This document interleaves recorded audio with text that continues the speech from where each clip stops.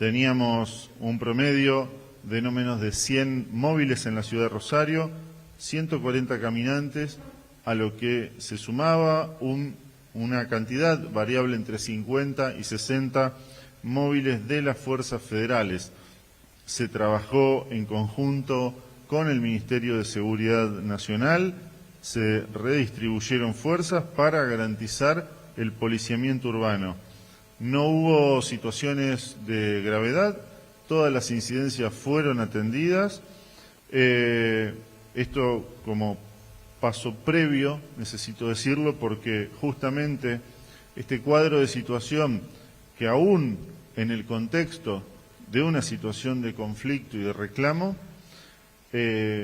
nos dio una operatividad que osciló entre el 80 y el 90% en los días previos. Bueno, es el secretario de Seguridad de la provincia de Santa Fe, Pablo Cocochoni, nos invitaba, mirá, a un par de tecnicismos, ¿no? Caminantes, dijo, y policiar como Como verbo, verbo. que es una cosa muy propia del funcionario público, ¿no? Claro. Inventar palabras. Lo que está haciendo es un poco desdecirse a sí mismo porque dijo, la protesta es ilegal porque deja ir Hermes a los ciudadanos rosarinos, pero acaba de decir que eso no pasó porque lograron cubrir lo descubierto por los agentes plegados a las medidas, o sea que es todavía un escenario muy complicado que nos propone una cuenta difícil de sacar. Tenemos en línea en este momento a Nicolás Mayoraz, es diputado nacional por la Libertad Avanza, provincia de Santa Fe.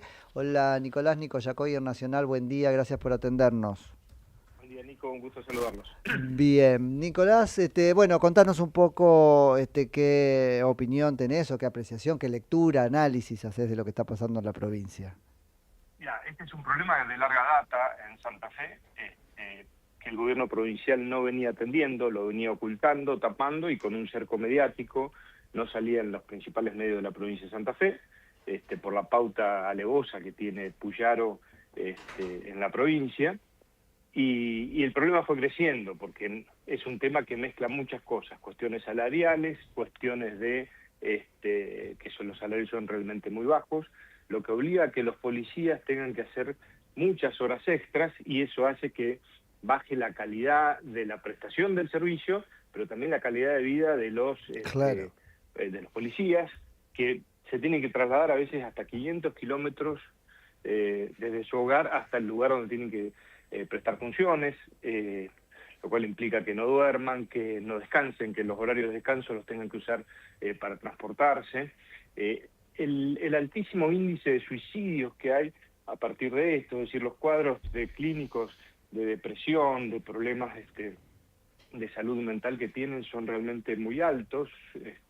Nosotros lo veníamos denunciando en nuestro bloque provincial en la Cámara de Diputados de la provincia de Santa Fe, una diputada médica que está con nosotros, Natalia Hermás de Lavi, venía diciendo acá hay serios problemas que no se están atendiendo. Y bueno, termina pasando lo que pasa cuando vos no prestás atención a un problema, ¿no? Te explota en la cara.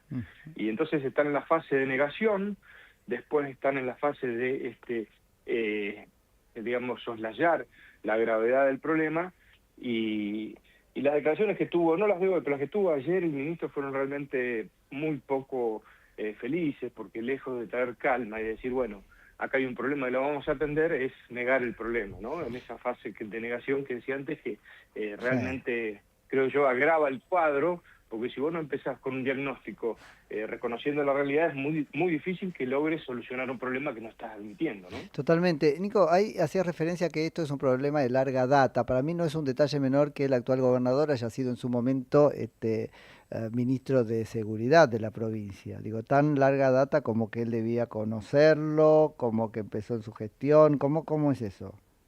Mirá, hay un poco de todo. Hay cuestiones que vienen de antes que él no arregló. La ministra Patricia Bullrich se lo dijo. Miren, el gobierno nacional va a apoyar. Cuando asume Milei, Santa Fe era un caos y fundamentalmente Rosario. Teníamos un índice de homicidios que superaba largamente la media nacional. Era realmente peligroso andar por las calles de Rosario. El crimen se había adueñado de la ciudad.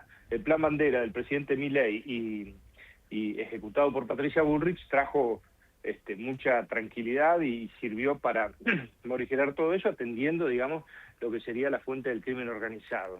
Pero la ministra se lo dijo con total claridad. Vos tenés un problema en las fuerzas y lo tenés que solucionar, porque hay cuestiones no resueltas. Algunas no tenían que ver con las cuestiones salariales, sino que tenían que ver con organizaciones delictivas enquistadas dentro de la fuerza policial, y otras tenían que ver con esto que decíamos antes de la falta de organización.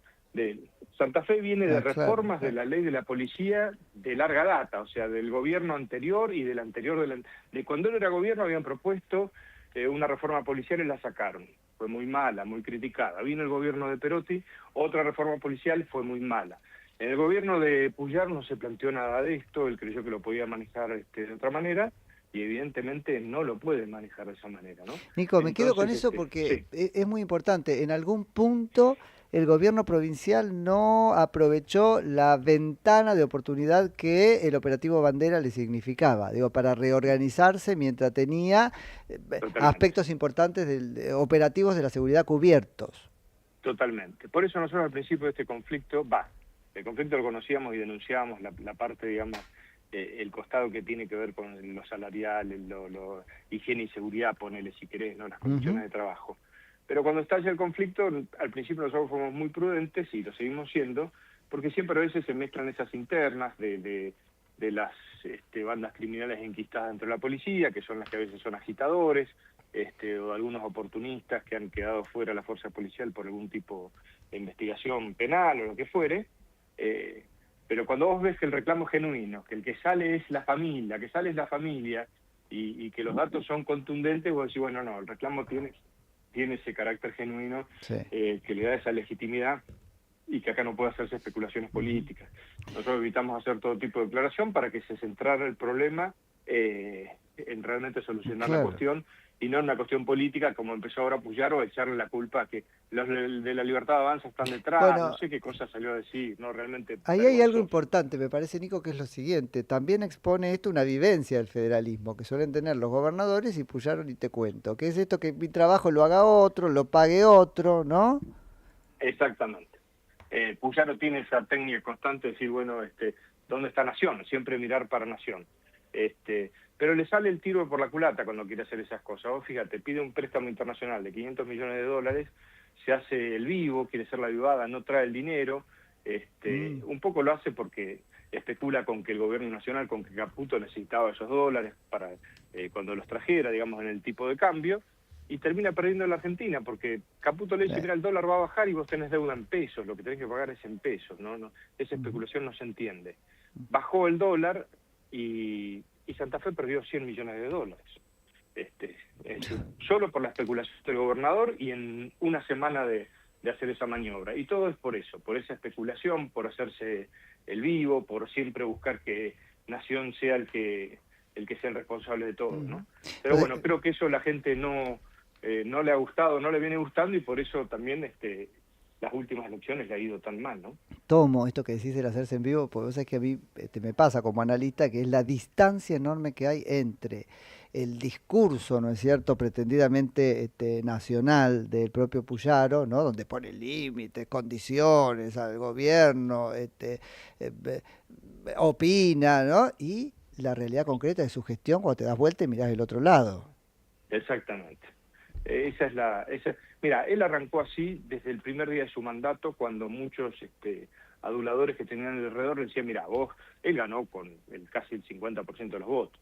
Y le dijeron, vos sos el próximo presidente, Milei no le va a ir bien, Milei no dura, no llega Semana Santa, lo que sea, prepárate. Y se preparó en una carrera con Nacho Torres. Sí, absolutamente, sí. Entonces ahí arrancaron los dos, que son y iguales. ya ahí empezaron solo a tropezarse con su propia gestión, con su propia torpeza, y con esa especulación tan berreta, tan mezquina de la política, que le hace daño a la sociedad, le hace daño a la gestión y a la imagen misma de la política. Pero todo más tarde o más temprano se paga, ¿no? Y estas actitudes que tiene el gobernador ya son, la gente las empieza a ver, se empieza a dar cuenta, y empieza, digamos, de alguna manera a no darle crédito a esos discursos que vos señalabas, como haciéndose el federalista o el que quiere defender el interior y no sé cuántas cosas más dice, ¿no? Nico, muchísimas gracias por la charla, como siempre. Gracias a ustedes. Sí, abrazo grande. Es Nicolás Mayoraz, es diputado nacional por la Libertad Avanza, provincia de Santa Fe. Primer round. El análisis que necesitas para empezar el día. Con Nico Yacoy por Nacional, la radio que une nuestras voces. Soy Nacional.